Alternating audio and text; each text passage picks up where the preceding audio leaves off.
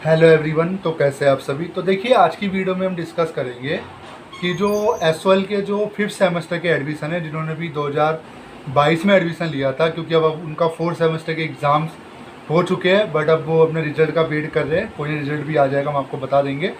तो fifth semester का admission कब तक शुरू होगा, काफ़ी स्टूडेंट के कमेंट आ रहे थे कि सर एक सेपरेट वीडियो बना दीजिए फिफ्थ सेमेस्टर के लिए, कब तक हमें एडमिशन देखने को मिलेगा और इस बार क्या चीज़ें चेंज हुई है, वो भी इस वीडियो के माध्यम से मैं आपको बताने जा रहा हूँ। तो वीडियो को पूरा देखना, वीडियो अच्छी लगे लाइक करना, शेयर करना मत भूलना। तो देखिए, जैसे कि आप सभी को पता होगा, एसओएल के अंदर आपको हर साल री एडमिशन करवाना होता है, यानी एडमिशन आपको करवाना होता है। और जब भी आपका एक साल कंप्लीट हो जाता है, जब आप दोनों सेमेस्टर के एग्ज़ाम्स दे देते हो, जब भी रिजल्ट आ जाता है, देन उसके बाद आपका सेकेंड ईयर का जो एडमिशन है, थर्ड ईयर का जो एडमिशन है, वो आपका होता है। तो अभी आप थर्ड ईयर का एडमिशन करवाओगे अपना फिफ्थ सेमेस्टर के लिए, जिसमें आप फिफ्थ सेमेस्टर के जो सब्जेक्ट है उनको सिलेक्ट करोगे।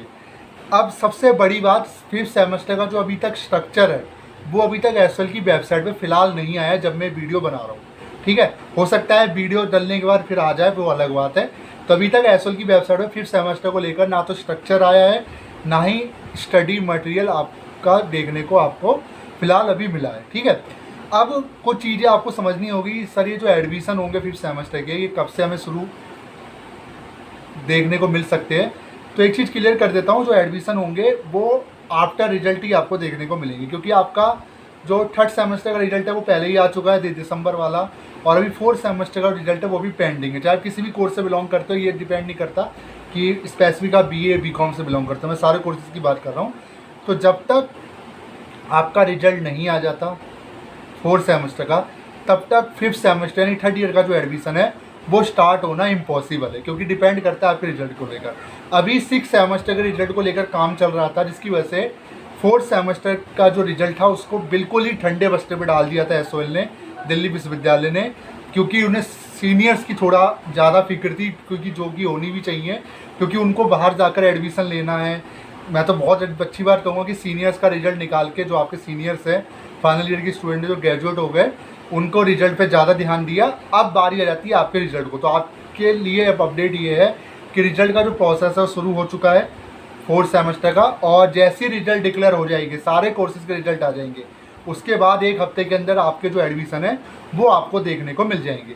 अब एक्सपेक्टेड डेट की बात करूँ तो फोर्थ सेमेस्टर का रिजल्ट है इसी महीने के एंड वीक तक हमें देखने को मिल सकता है। कुछ कोर्सेज के रिजल्ट ऑनर्स के हो सकता है कि ऑनर्स कोर्सेज के रिजल्ट है वो हमें देखने को मिल जाए।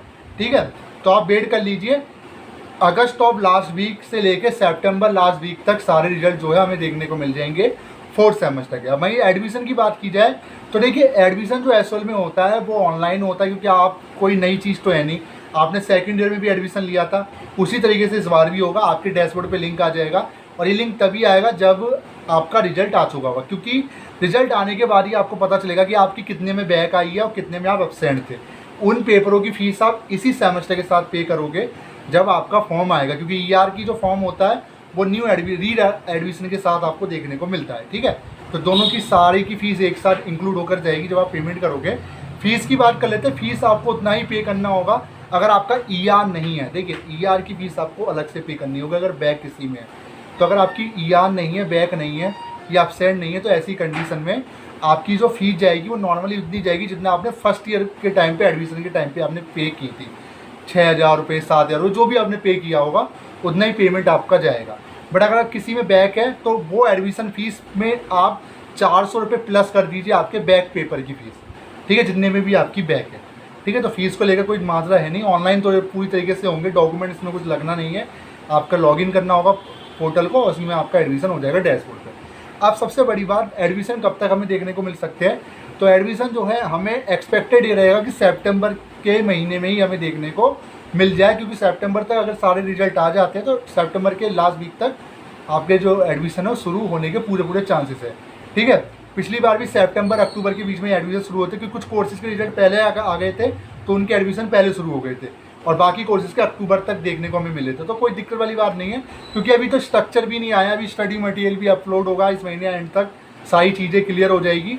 स्ट्रक्चर आएगा, फिर सिलेबस आएगा, तो सारा कुछ प्रॉपर कि कौन कौन सब्जेक्ट आपको एडिशनल मिलेंगे, सब कुछ इसमें क्लियर कर दिया जाएगा। थोड़ा वेट कर लीजिए।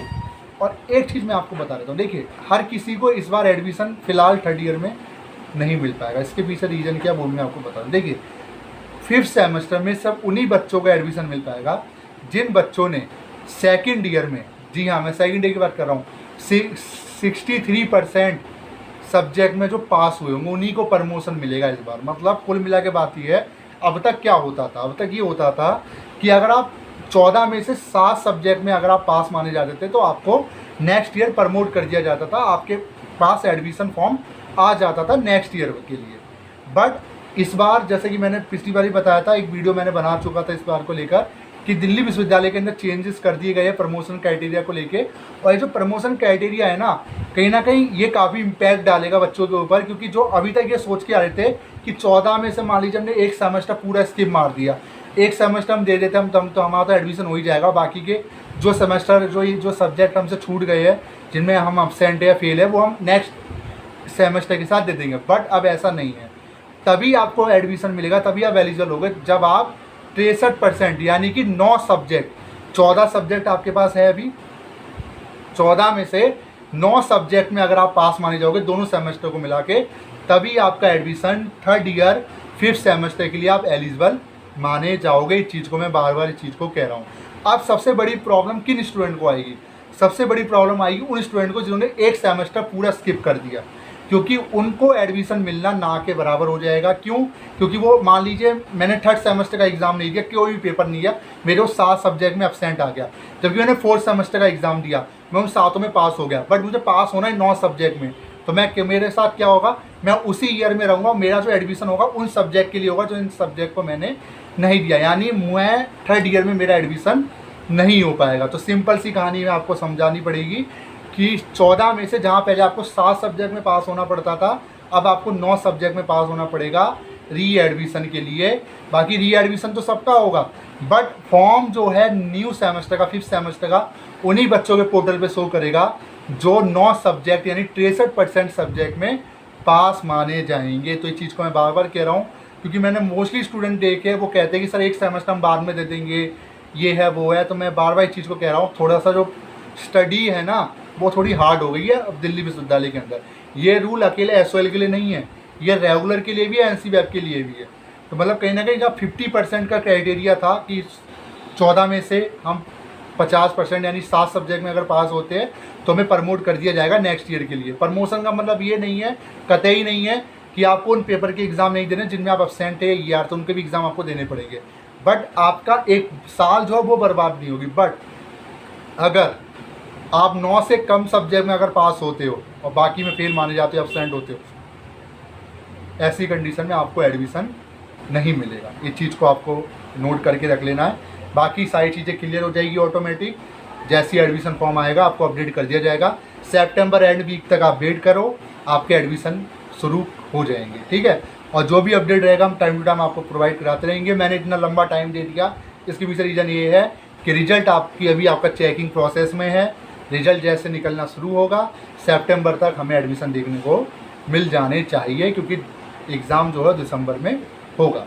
तो वीडियो कैसी लगी ज़रूर बताइएगा। और एक चीज़ मैं बता देता हूँ, अभी स्ट्रक्चर वगैरह तो फिलहाल नहीं आया स्टडी मटेरियल, तो पढ़ाई में थोड़ी प्रॉब्लम हो सकती है।